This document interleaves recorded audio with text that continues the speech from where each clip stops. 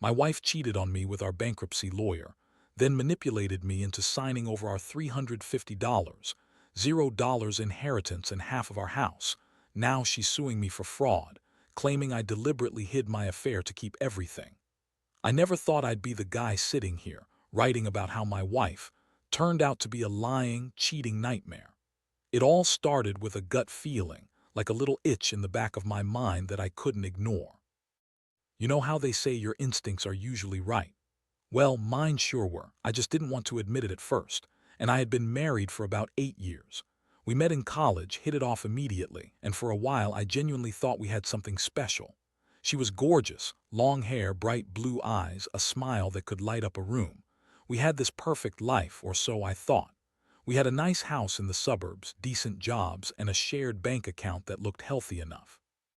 We'd been planning to buy a bigger place, maybe start a family someday. Everything seemed fine on the surface, but I always had this nagging feeling that something was off. The first signs were subtle, started working late more often. She'd say it was just extra hours at her job, but I noticed she was more defensive when I asked about her day. She'd brush it off, say I was imagining things. Then she started dressing differently when she went out, more revealing, more flirtatious. I'd catch her texting on her phone at odd hours, quickly hiding the screen when I approached. Little things, but enough to make me suspicious. One night I decided to follow her. I didn't want to be that guy, but I needed to know the truth. I parked a few blocks away from her favorite bar and watched her meet someone in the parking lot.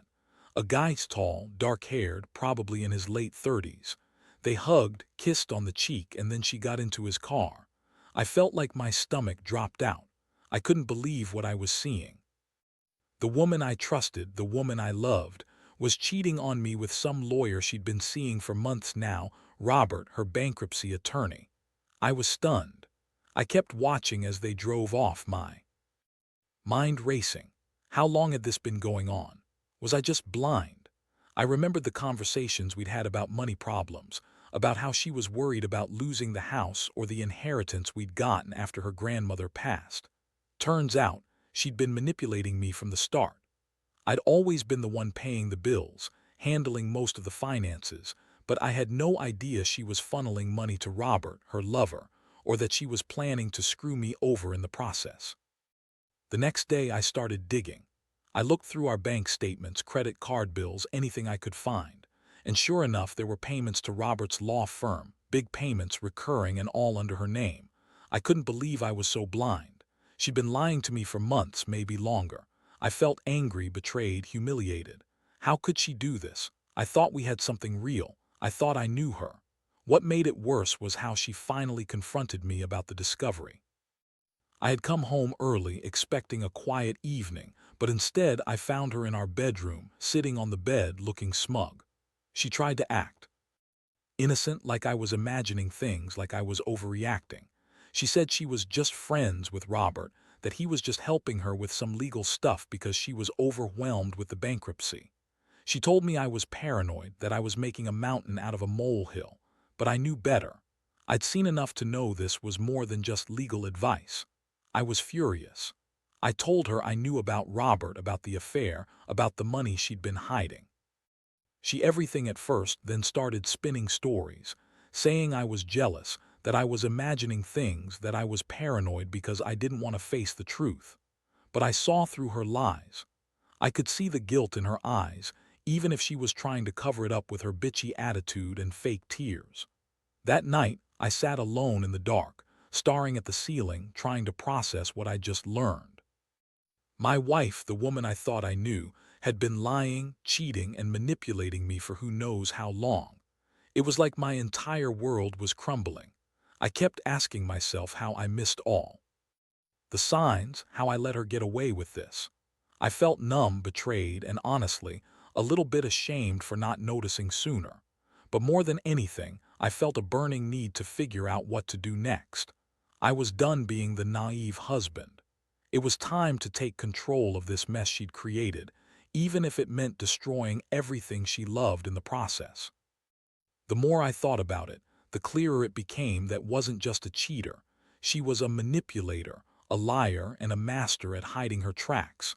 I knew I had to act fast if I wanted to get ahead of her next move. The thing was, she was always so bitchy when she was caught in a lie, but somehow she'd turn it around and make herself look like the victim. That's exactly what she did when I confronted her in our bedroom. She looked at me with those fake tears, her voice trembling just enough to sound convincing, and she kept insisting she loved me, that Robert was just a bad phase, and that I was overreacting because I was insecure. I wasn't buying it. No way. I'd seen her texting him, sneaking around, and I had the proof right there on my phone. I had enough. I decided I needed a plan, something clever, something that would hit her where it hurt, and make her realize I wasn't going to be played anymore.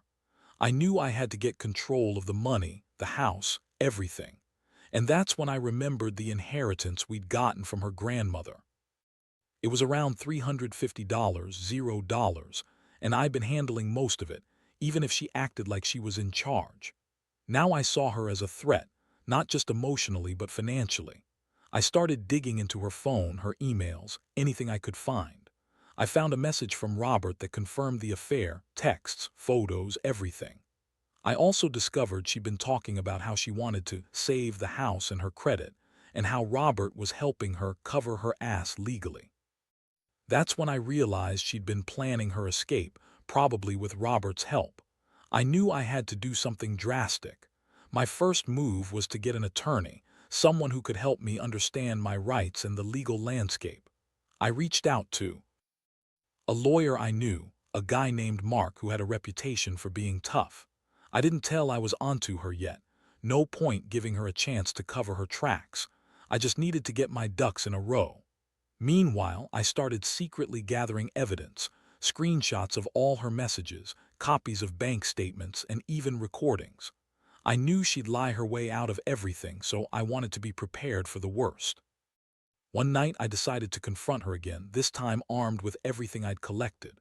I told her I knew about her affair, that I had proof, and that I wasn't going to let her manipulate me anymore. Her reaction was priceless. She tried to deny everything, then started screaming about how I was crazy, how I was jealous, and how I was trying to ruin her. She even threw in the classic line, "You're just mad because I don't want to lose our house, our money, everything we built."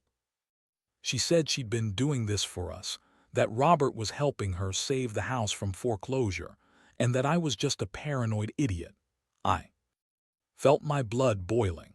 I told her that I wasn't going to be played anymore, that I was taking control of everything. I told her I was going to find out exactly how much she'd taken, what she'd done with Robert, and that I was going to make sure she paid for her lies. She looked at me with pure disdain and told me I was a pathetic, jealous loser, that she'd manipulate her way out of this mess, and that I'd regret ever doubting her. That's when I knew I had to act fast before she spun any more lies. The next day, I made an appointment with Mark, our lawyer.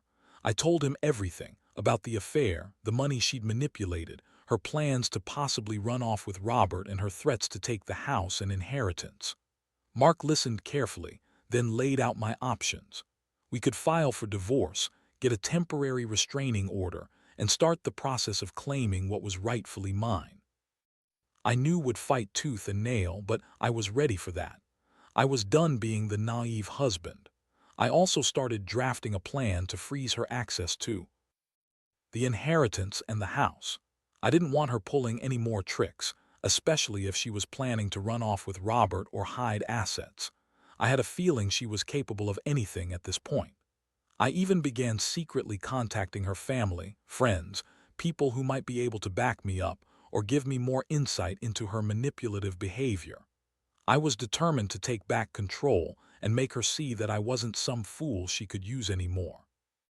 Honestly, I felt a mix of anger and relief. Anger because I was betrayed so deeply, and relief because I finally had some leverage. I was tired of her bitchy attitude, her lies, her games. I wanted her to face the consequences of what she'd done. I knew I couldn't fix this marriage, not after everything I'd uncovered. But I also knew I had to act fast before she managed to pull another stunt or disappear with the money. So I kept gathering evidence, working with Mark, and preparing myself for what was coming. I knew this was just the beginning of a long, ugly battle, but I was ready. I wasn't going to let her manipulate me into losing everything I worked so hard for. This was about more than just infidelity. It was about respect, control, and making her face her own damn mistakes. And I swear, I was going to make sure she paid for every lie, every betrayal, and every manipulation she had thrown my way. By the time I got to the point where I had all the evidence I needed, I realized how deep had gone. She wasn't just cheating. She was planning her escape, probably with Robert's help, and she was trying to spin it all to make me look like the villain. The more I uncovered, the angrier I got. It was like peeling back layers of a rotten onion, each layer revealing more lies, more manipulation, and more reasons to cut her out of my life for good. I remember sitting at my desk one night, staring at the mountain of proof I'd collected, screenshots, bank statements, her texts, even some voice recordings. I felt sick. I felt betrayed. But mostly, I felt a burning need to get her out of my life and take back what was mine. That's when I decided to confront her again, this time. More aggressively, no more passive accusations. I was going to lay everything out and see how she'd react. I called her into the living room, told her I had something to show her. She looked annoyed but came anyway, pretending to be innocent. When I laid out the evidence, her texts with Robert, the payments to his law firm, the emails about her plans, I saw her face twist into something ugly. She tried to deny everything, but I cut her off. "You lied to me about everything," I said, voice cold. "You've been sleeping with Robert, draining our savings and manipulating me into signing over our inheritance. You think you can just play me like a fool? Well, I've had enough." Her eyes flicked around, trying to come up with some excuse, some way to spin it all. But I wasn't going to let her.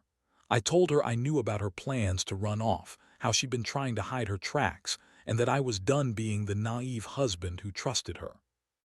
I told her I was filing for divorce, that I was going to take control of everything, our house, the inheritance, the bank accounts, and that she wasn't going to get away with this.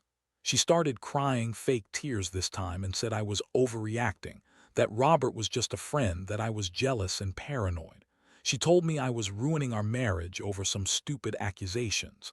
I looked at her and realized how good she was at lying.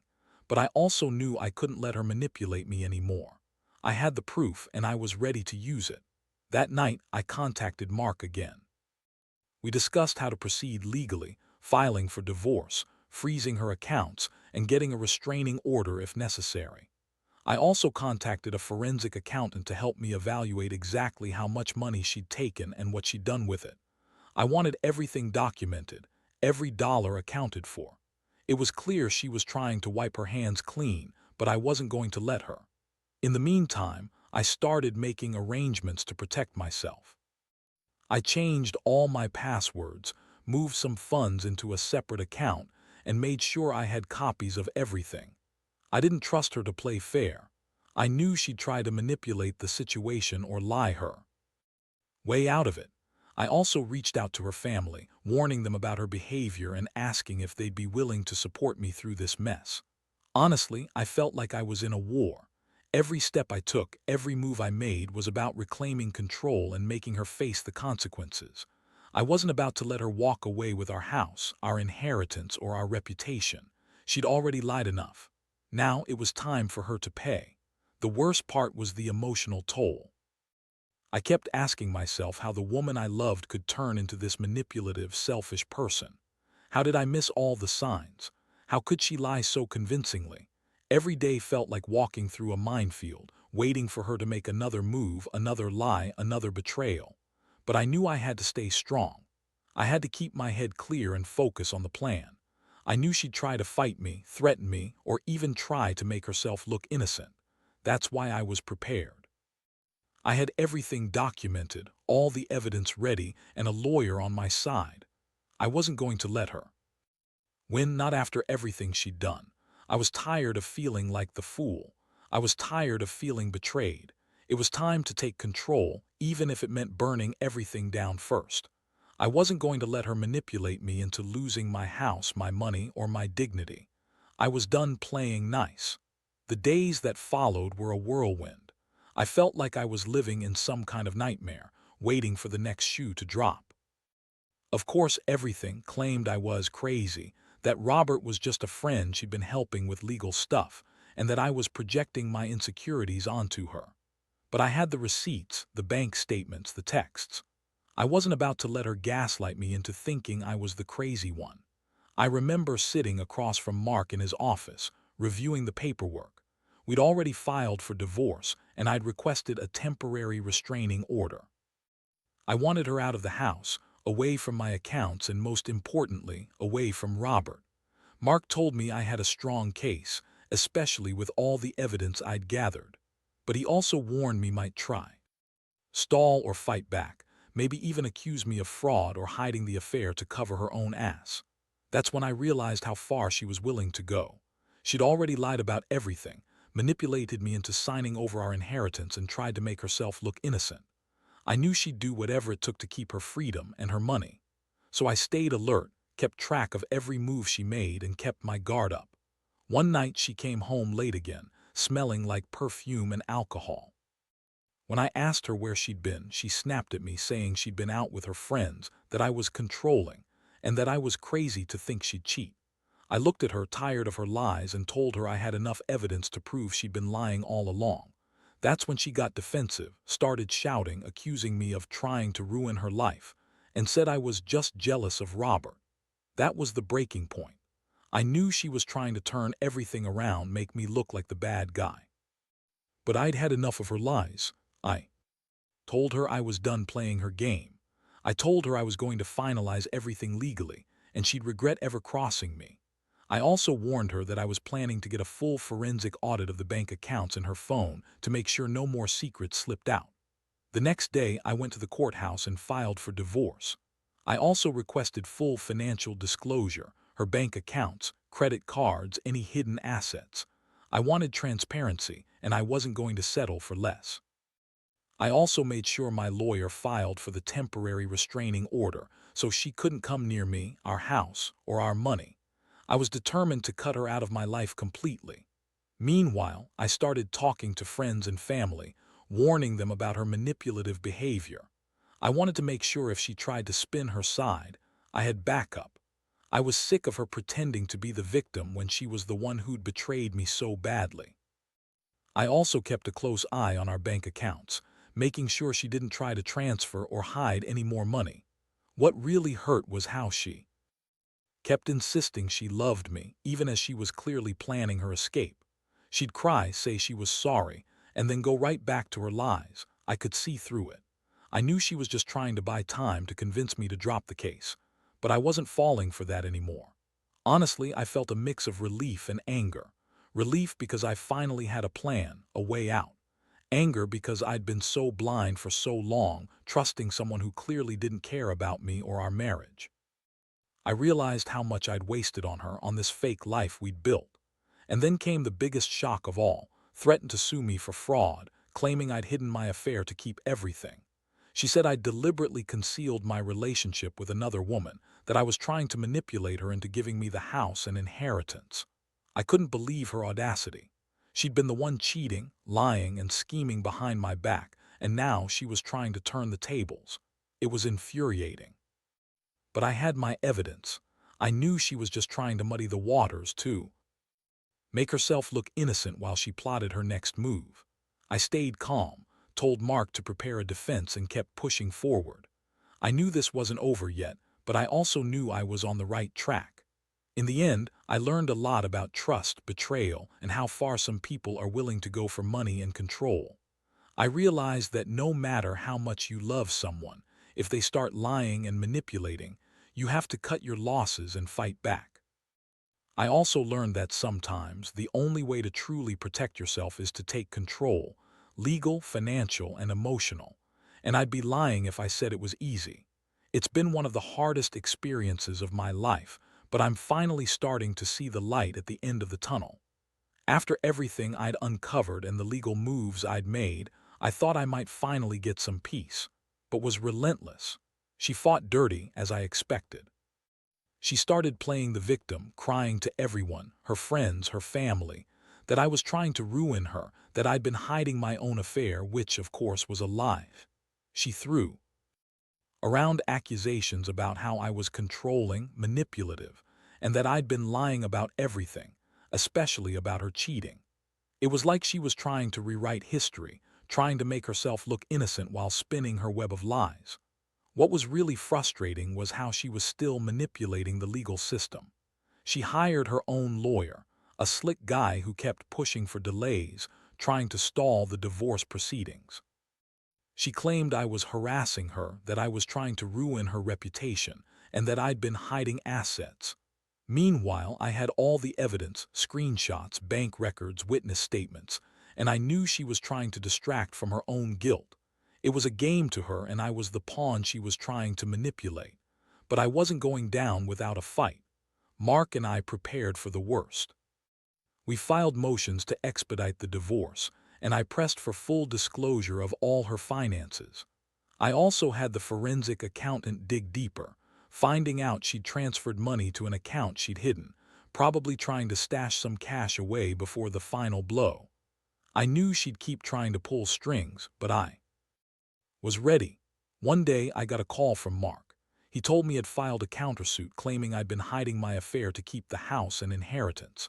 She had hired her own lawyer to push this claim, trying to make me look like the bad guy. I just shook my head. I'd already been prepared for her lies. I had the proof that I'd never hidden my relationship with Lisa, who, by the way, had nothing to do with this mess. She was just someone who'd helped me through the chaos, not some secret mistress. Things got even crazier when showed up unexpectedly at my workplace, crying and begging for another chance. She claimed she was sorry, that she'd realized her mistakes, and that she'd do anything to keep our marriage. I looked at her and saw right through her act. I told her I wasn't interested, that I was done being manipulated, and that I wasn't going to let her ruin what was left of my life. I told her she needed to stop wasting everyone's time and face the consequences of her actions. Meanwhile, the court hearings kept piling up. Kept trying to delay everything, but Mark fought back hard. We moved to have her deposition taken, where she'd have to answer questions under oath about her affair, her finances, and her plans. I knew she'd lie, but I had enough evidence to impeach her stories. I wanted her to face the truth, and I wanted the judge to see her for what she was, a manipulative, dishonest person who'd lied her way into getting what she wanted. Throughout all this, I felt of emotions: anger, frustration, sadness. I kept asking myself how I'd let things get this bad, how I'd been so blind to her manipulations, but I also felt a strange sense of clarity. I was finally taking control, fighting for what was rightfully mine. The house, the inheritance, my dignity. I was tired of her games, tired of the lies, tired of feeling like a fool. One night she called me again, begging to meet. I refused. I told her I was done with her lies, that I was moving forward with the divorce, and that she should prepare for the consequences. I told her she had no one to blame but herself, that I'd fought for my rights and I'd make sure she paid for her betrayal. She screamed, called me a heartless bastard, and hung up. That was the last time I spoke to her directly. In the end, I realized that this whole ordeal had changed me. I'd gone from a trusting husband to someone hardened by betrayal. But I also learned that sometimes you have to fight for yourself, no matter how painful it is. I've come to accept that was never the person I thought she was, and that I deserve better. I've learned to be more cautious, more guarded, and most importantly, to never let anyone manipulate me again. Now, as I sit here reflecting on everything, I feel a strange mixture of relief and exhaustion. I know the legal battle isn't over yet, but I also know I've done everything I can to protect myself. I just hope that sharing this story helps someone else see the signs before it's too late. Because nobody deserves to be betrayed, manipulated, and used the way I was. And if I could give any advice, it'd be this: trust your instincts, document everything, and don't be afraid to fight for what's yours. Looking back now, I realize how much this whole nightmare has changed me. I used to think marriage was about trust, about building something together. But after betrayal, I saw that sometimes the person you love the most can turn out to be the person who's been lying to you from the start. It's a brutal lesson, but one I had to learn the hard way. The court case finally wrapped up months later. The attempts to manipulate the system fell flat. The judge saw through her lies, Her fake tears, her false accusations, her attempts to hide assets. The evidence I'd gathered proved her guilt beyond a reasonable doubt. She was ordered to pay back the money she'd taken, and I was awarded full ownership of the house and the inheritance. It was a hard-fought victory, but it was mine. In the aftermath, I moved out of the house. I needed space to breathe, to heal. It was strange living alone after so many years, but I felt a weight lifting off my shoulders. I started rebuilding my life, focusing on myself for once. I got a new job, reconnected with friends I'd neglected, and finally allowed myself to feel a little peace. I'll admit, I still get moments of anger, of bitterness. Sometimes I wonder how someone I loved could turn into such a manipulative, selfish person. But I also know I can't change the past. All I can do is learn from it. Trust is fragile, and I'll never let anyone manipulate me like that again. One thing I've come to realize is that money isn't everything, but it's also not nothing. It's a tool, something you have to protect, especially when someone you trusted tries to take it away from you. Greed and lies cost her everything she wanted, her marriage, her reputation, her freedom. And honestly, I feel a strange sense of closure knowing I fought for what was rightfully mine. Now, I try to focus on the future. I've learned to be cautious, to read people better, and to never ignore those nagging little feelings in the back of my mind. Because if I'd listened to my instincts from the start, I'd have saved myself months of pain and heartbreak. But I also learned that even when everything seems lost, there's always a way out, a way to rebuild. To anyone reading this who's going through something similar, trust yourself. Gather evidence. Don't be afraid to stand up for what's yours. And remember, betrayal hurts, but it also teaches you who you really are. I've learned that I'm stronger than I thought, and that sometimes the only way to win is to fight dirty, but fair. Because in the end, justice isn't about revenge. It's about reclaiming your life and making sure no one ever manipulates you again. As I close this chapter, I feel a strange sense of liberation. I don't know what the future holds, but I do know I'm finally free from her lies. And that's more than enough.